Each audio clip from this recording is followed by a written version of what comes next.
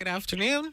Good afternoon, Naomi and Cowboy Carl. Thank you for finding me. I'm just out and about right now. I just actually got back from the regional meeting in Dauphin. It was well attended. A cabinet meeting, apologize.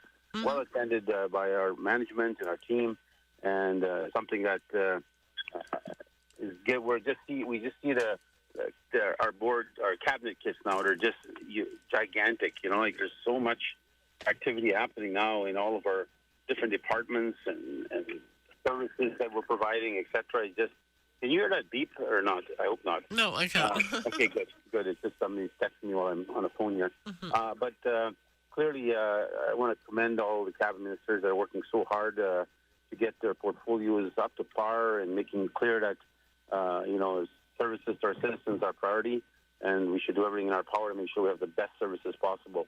So again, on another note, I want to thank the Northwest for their hard work. Francis, of course, the Vice President, PJ Peter Fleming, and Richard on again their activity and being involved and organizing that regional meeting. It was well received by the town of Dauphin. Like really, if you look at the activity just coming there alone, there's close to 100 people arriving. So think of the hotels, restaurants. That's why businesses like it when we travel and go to different places, and they look at functions like ours to hopefully entice them to go to their little towns and communities so they can get some economic spin-off to it. So it's and on top of that, we're investing. We had a tour of the new buildings in Dauphin, and they have now the tallest office building in Dauphin. So kudos to that region again on producing that. And they have new signs now, promotional signs that talk about what's happening in their services in their region. So it was, again, well received by a lot of people. Talk about those signs, and they're what do you call those changing signs? They're technology now, with whatever you call them, like a little TV, a big TV there on the screen moving all the time. Okay. Yeah, I don't know what you call those Monitors? things, I don't know. yeah, they're nice. But let's get some birthdays first out of the way before I get to work. Happy 91st birthday is going out to Marcelina Bruce. In fact, she sent me a beautiful letter and thanking MMF for helping fix her house. And again, she's 91 years old. And, of course, Frank was her husband, and he's passed away. And we named actually the new senior citizen complex we built there, Frank Bruce Center. And so it's named after her husband, Marcelina. And Frank and this family has always been fishermen, and big time. In fact, they had 17 kids. Wow. That's a lot of kids. And so when you start looking at overall, she's such a classy lady. I hope she's listening. And every time I go to her place and she's asked me to come down and visit again, she just, at 91, she doesn't hesitate to stop, quickly running around trying to make sure you get your tea and your service and your food. And so, just the old school style. And I love that. That's what I miss the most. And a young generation, I don't think really, some of them don't see or hear or know of the ways of the past, the way it was so well received when you go to a house and, the excitement and then you're visiting somebody and just the camaraderie amongst each other. And it's just something that a lot of people, unfortunately, young generation, they don't see is what we saw. And I hope one day a lot of it gets back to where it is. I hope so. But it's really something I really appreciate. So happy 91st birthday, Marceline. And I will definitely, Laura and I will pop by to your house in the near future.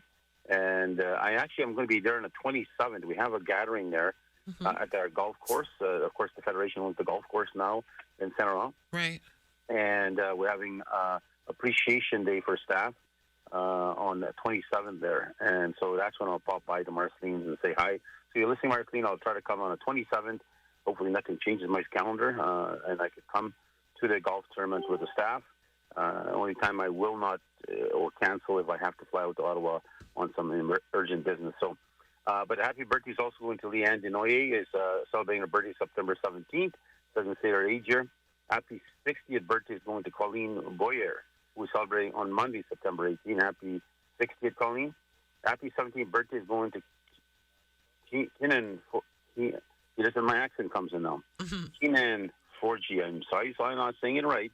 We're celebrating his birthday on Monday, September 18th. So happy 17th to Keenan. Keenan, yeah, that's right. Okay. Happy 54th birthday to Brenda Boyer, who's celebrating her birthday on Tuesday, September 19th. Now, on our cabinet meeting, we had a variety of issues we discussed. One in particular is this time of season is when our harvesters get ready to harvest. Mm-hmm.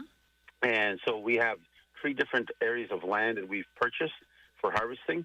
And what we'll be hunting on those 3 plots of land is elk and deer. And so draws will be slated for that. Each individual with a sticker will receive a letter to put their name on the draw. A party of 3 can go and set their camp up. There'll be 1 day to set up the camp, 3 days to hunt, and 1 day to dismantle your camp and leave. And of course, there's going to be rules attached to it. You got to stay within the land that we own, 160 acres in the 2 areas, and 110 acres on the other area. So altogether, there's 300, 450 acres of land of harvesting. And so that's going to be taking place that you should, all harvesters listening that want to put their name in a draw, and they can go out, as I said, with a party of 3. They all have to have harvester cards, and they can choose what they want to hunt, a deer or a elk.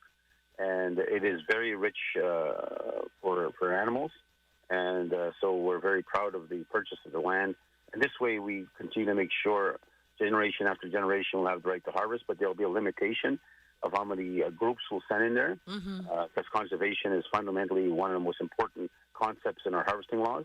And so we don't know exactly the amount of groups right now. They're managing that through our Natural Resource Department, but they'll be telling you if it's going to be 4 groups or 5 groups that will hunt this year in that each plot of land. But that will be determined based on the continuation of doing our due diligence to make sure that we're putting conservation as the fundamental principle. We've got to make sure that we do not overtake in a particular area, and that we continue planning for the years to come. So, but that's a big announcement at our cabinet meeting this week, and of course, Lee LaPlante and Peter Fleming, our minister and co-minister of this file. And so you expect a letter, harvesters out there, and then also for Duck Mountains, we'll be issuing again, according to the province. They don't feel comfortable yet. There is, of course, the most supply in the Duck Mountains. There's no doubt about that. Yeah. But they want a certain population up instead of the over 3,000 most they have in there. They want over everything. What their goal is about 4,200. But they didn't do a count either, so or didn't go well. So one of the issues there, we tried several years ago to actually do it ourselves.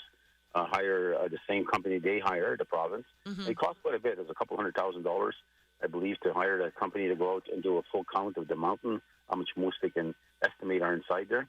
So we'll do a draw again this year, particularly for 26 licenses to be issued by our government. And again, our harvesters of 4 will go out there, and they'll have a certain time frame to be hunting and to come out of the mountains, hopefully be successful. I know one got harassed a couple of years ago. They took his guns. We got the guns back. They returned back personally to them. And so that's, government knew they were wrong. And they are wrong to charge our people, whether it's First Nation or Métis. We definitely have Section 35 harvesting rights. And that's not even a question. It's decided by law of the land. So everybody's got to follow the law, including the province. So harvesters, get ready. I know geese hunting's coming, duck hunting's coming, fishing. People are out there. So I'll be hunting also in October. I usually wait till the hunting season's over, and then I go out. But the draw for me is not hunting anymore. It's more or less the camaraderie of hunting and being out there. Like last year and the year before, or I don't know. Yeah, last year I think I went there. Several years now. A couple of years I missed, but I actually didn't go out. I stayed in camp all the way, and I cooked and cleaned and just made the fire going and waited for the hunters to come back. And before I'd be right in the front of the boat with my gun, So it's just like as you get older, you change the way you look at life. And but I'm going out again this year, and we share, of course, all of our moose. And by the time we split it up, and by the time we give our elders and other people some meat, there's really not much left. But the point is going out there, and of course our rules are very clear. You never charge meat, you never sell meat. That's culture-wise. You'll give that to others, and especially families, single mothers. Maybe they want to heat some traditional food. That's our entire plan. We'll also go fishing. We set a couple, usually one net because there's quite a bit of fish there, and we take a little freezer with us, and then we bring that back to Winnipeg, and we start to distribute it to our elders across our province here. So again, that's coming up in October. I'll be heading out there. And I hope we have an election going on right now, and I hope it comes to terms with whatever premier. And I read an article or heard the article about It's going to be the first time a First Nation is a premier. It's going to be the first time a woman is being elected as premier. So it's a win-win for Manitoba either way for setting precedent. So if Etter's the first woman premier, but she was selected internally. She didn't go for a provincial election. Right. So now, if she's elected in a provincial election, she'll be the first woman ever elected to the leadership of premier in this province. And same thing with Wab. And if he's elected, he'll be the First Nation premier, according to the CBC article, I believe it was CBC. And no disrespect to Doug Lamont, I know they have a challenge. The Liberals provincially always have a challenge. Yeah. That's something that they have to continue to build upon. I know it's a different scenario when you go federally. That changes. Although the polls say different right now. Polls are saying the Conservatives are ahead by 13 points. Mm-hmm. But again, all that can change very quickly. So it's too early to predict anything federally. But one of the things I hope one day the Conservatives federally would actually start talking about the Métis and talking about Indigenous priorities. So because they usually, for some reason, just don't see the Indigenous people and Métis people as part of their team or their opportunities. Mm-hmm. But the Liberals have treated us very well, and we of course we can't forget that. And I don't think First Nations can forget that. The Liberals federally have treated us well. NDP, of course, will continue to struggle nationally, and no disrespect to them. I think they have some good policies and good vision, but to become the Prime Minister of Canada, this country, I don't think will yet elect an NDP party. Maybe one day, but we'll see what happens. Again, I don't have a crystal ball to tell me exactly what's going to happen, but elections are important. So elections are coming up October 3rd, I believe. Am I correct on that? October That's right, 3rd? yeah. Yeah, so I want to make sure that everybody goes out and vote. Please go out and vote. I know in Frances' region, she's got a campaign going on. She gives a gas card for every 10 votes that go out to prove they went out to vote. If you get the 10 people out to vote, you have a chance to win your gas card. So it's good to see there's still a proactiveness, and I think all of us should be doing this. We need to entice our people for whatever reason it is, our citizens. I know the Métis still come out in great numbers. Yeah. When you do the numbers, you look at the structural votes in the province or in this country, and the Métis still come out in big numbers. So I'm hoping, again, the Métis will look clearly at what is the best policies. We're going to be asking the leaders to respond to a letter that's going out this week on about 10 questions of how they would see the future when their leader, when it pertains to Métis issues, for example, harvesting rights. Are you going to still treat us like criminals? Are you still going to try to threaten and scare our people when we have the right? So it's clearly an issue. Are you going to work with us or are you going to fight with us? So those are types of things we'll be sending out. Remember, this also happened under the NDP. NDP didn't recognize our rights. They still charged us. So again, but nobody goes to court. That's the thing that really upsets me as a leader. They scare our people. They try to scare our people, and they try to threaten our people. Mm-hmm. But then they charge them, and then it never goes to trial. So because they know they're going to lose. So all they're doing is just trying to scare our people and threaten and harass our people, which is absolutely wrong. So anyways, we also are proud to say Pemmican Publications is coming back. We have now a director of it, and we published numerous books. April Rain Tree was one of them that was published by Pemmican, very famous book. And but the focus is going to be right now on the concept of Michif languages, on youth books, children's books. So authors out there, get ready to register back into Pemmican, or we'll be publishing books and getting ready to tell the stories that we need to tell from our side of our lenses and get that out. So again, that was a very important aspect. We also talk about the children's special allowance, which again, as you heard me say on the show, that's a 320 million or more settlement that the province has agreed to negotiate. That's how much it was clawed back for First Nation and Métis. For the Métis, about 55 million that they clawed back from 2006, I believe, to 2019. I could be off a year or so in that thing, but it's about that time frame.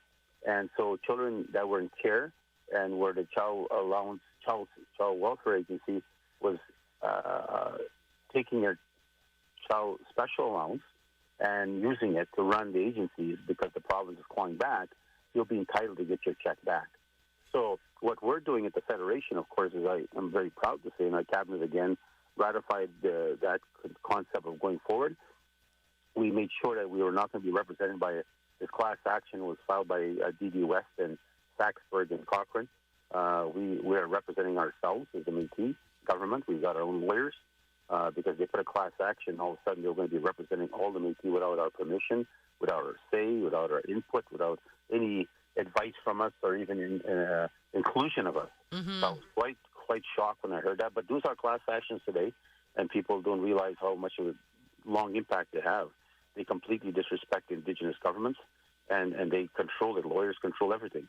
So we filed our own, and the lawyers now have agreed to release the Métis, and we'll represent ourselves. And what's so good about this for people listening today, and any of us listening, what we're doing right now is we're making it clear every cent that was taken away from that child, whenever they were in care, every child allowance check will be given back to that child, and they will not be charged a penny from the lawyers, and they will not be charged a penny from Operation Administration. We are going to give those kids back every cent. If the Federation has to pay for it, we will pay for it. But we'll push the government that's their responsibility. But if they don't pay for that, we're not going to be calling back the allowance check to pay for the lawyers. Now, we've been pushing the law firm to tell us how much are they charging. They haven't told us that number yet. And are they taking it from the province? If the province doesn't give them, what happens? They take it from the kids? So who's going to be paying for that? Right. So that's a First Nation issue, not a Métis issue, because the Métis government has made our position very clear that no kid will lose a penny of their money. So that $55 million that we access will be given back to the children. Some children will get $60,000, $50,000, $20,000. So we're also going to hire an individual financier to sit down with them before they take their check to advise them. We'll help you put a bank account. Here's some advice. Up to you. You're past the age of 18. It's up to you now. If you want to go take the check right now and go spend it tomorrow morning, it's up to you. It's your money. Yeah. But here's some advice we're telling you. Maybe you should put it in the bank. You should earn some interest on it, or you should set it aside and take only so much per week or per month, whatever it is. But think of it financially, how you want to use the money in the long run. So we're not going to just issue checks tomorrow morning and everybody goes crazy. We will give it to them. It's their money. Mm-hmm. But I want to try to make sure there's a financial advisor to give them some advice, because you're talking some big coin here. Yeah. So that's. But the beauty about our system, and our cabinet was very proud to talk about it this week, is that we are making sure, without a doubt, these kids are going to get back every cent that was taken from them. So again, and I wish the First Nation well. I don't know how theirs are going to work out, but I know exactly how ours is going to work out. So, and again, I want to say a special happy birthday before I go into another subject here. Harry Daniels' birthday, and that's for people that may have forgot. Harry the dog was his nickname, and Harry was one of my big fan. I was a big fan of Harry, but he's also a big fan of me when I was younger. And he used to say, that guy's going to be president one day at our assemblies, and I wasn't president then.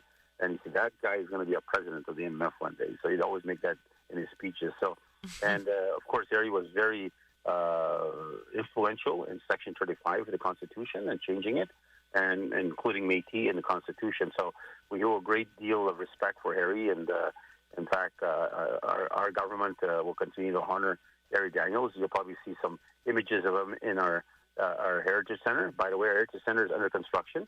Awesome. It's starting this week, I believe now, and 2026.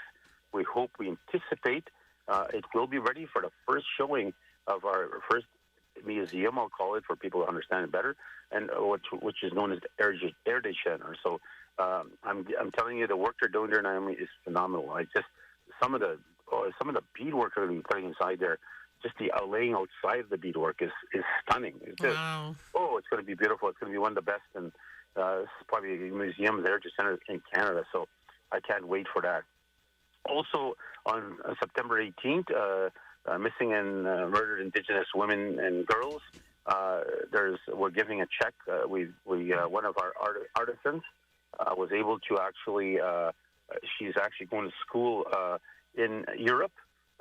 She's going back there, and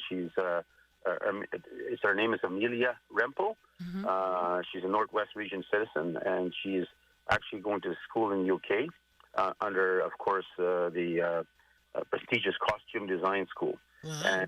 And her work is phenomenal.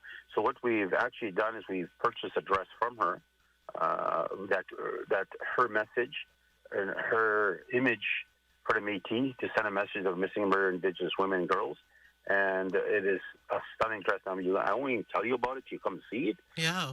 I had a chance to see it. I was so touched by it. We bought the dress off her for $20,000, and it also helps for her schooling. We gave her more than she wanted, but it definitely wants and needs, because she's struggling for the high cost of going to prestigious school in the UK.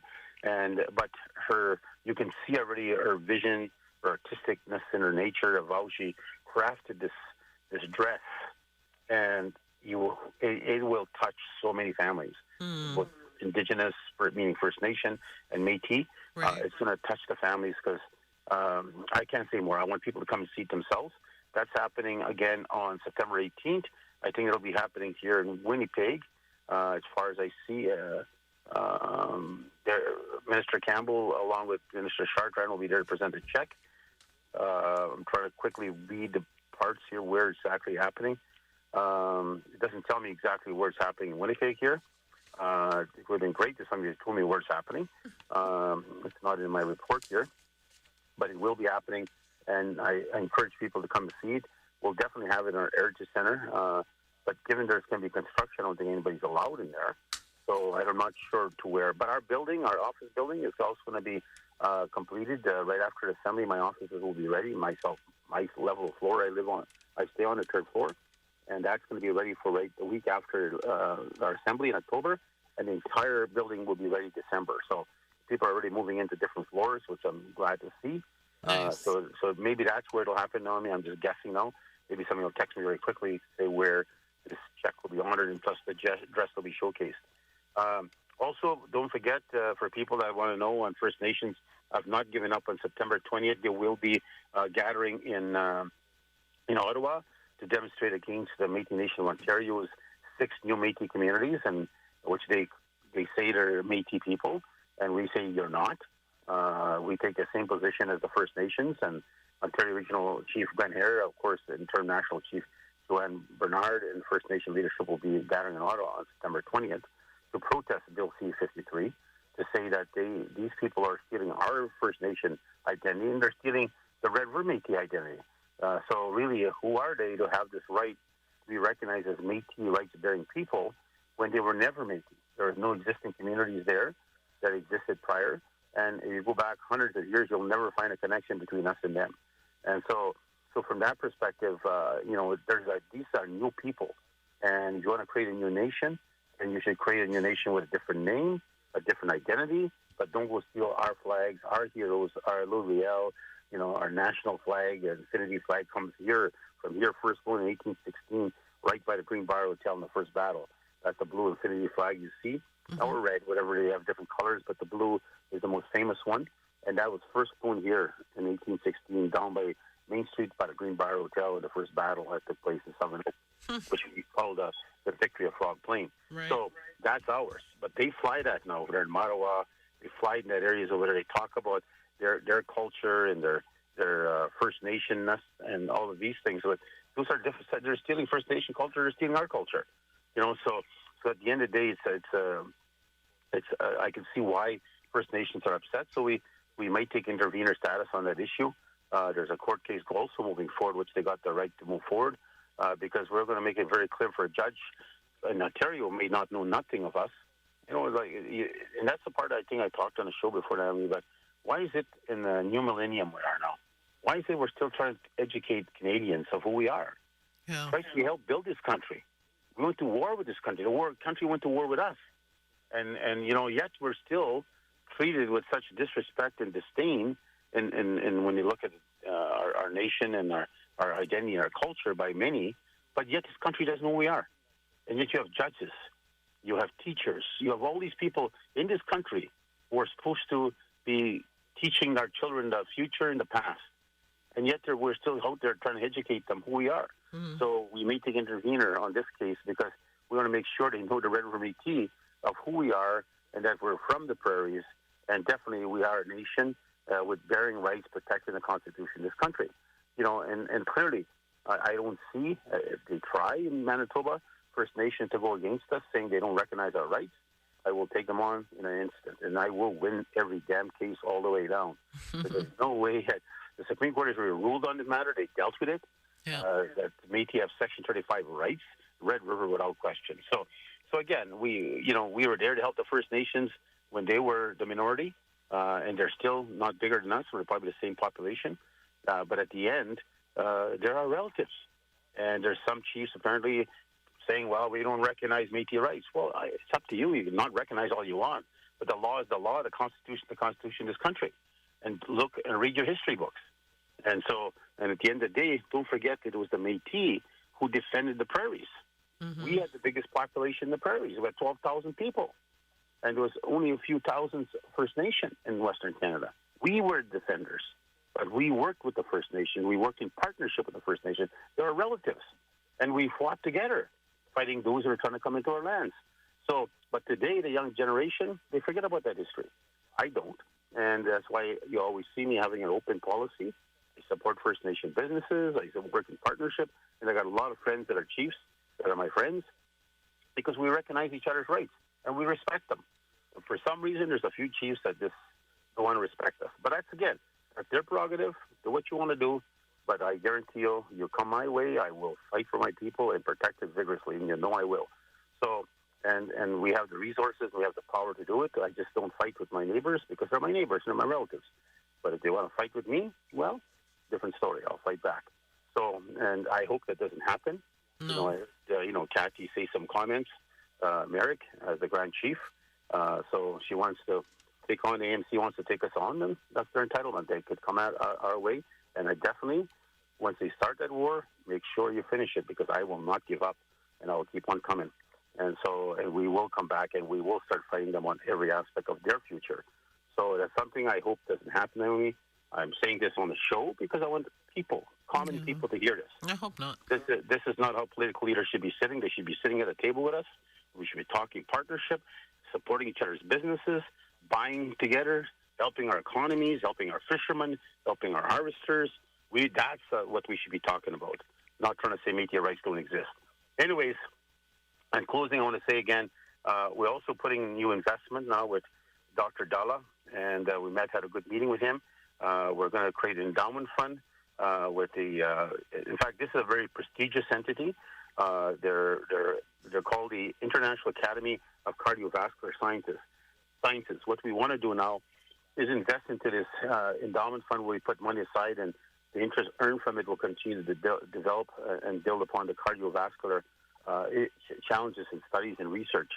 Because we know that today, and as Anita said yesterday at the cabinet table, today several of our people that she knew, women died of heart attacks. Usually it's the men that have the higher percentage, but now we're hearing more and more women dying of heart attacks.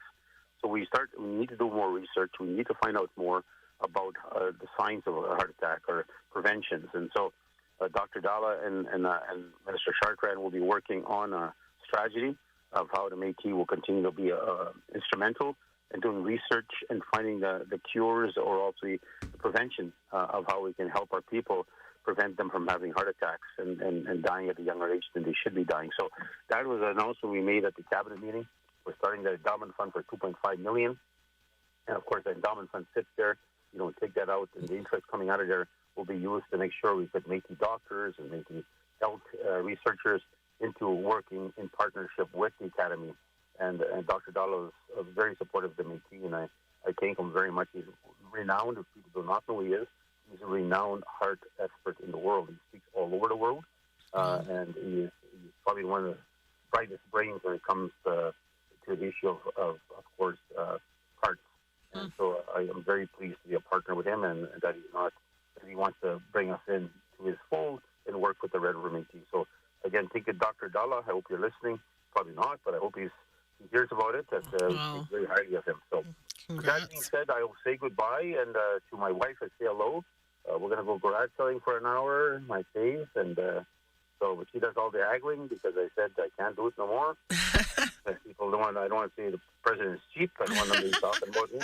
And so, but I'm looking forward to going out and having fun on this. I actually love garage selling. I love markets.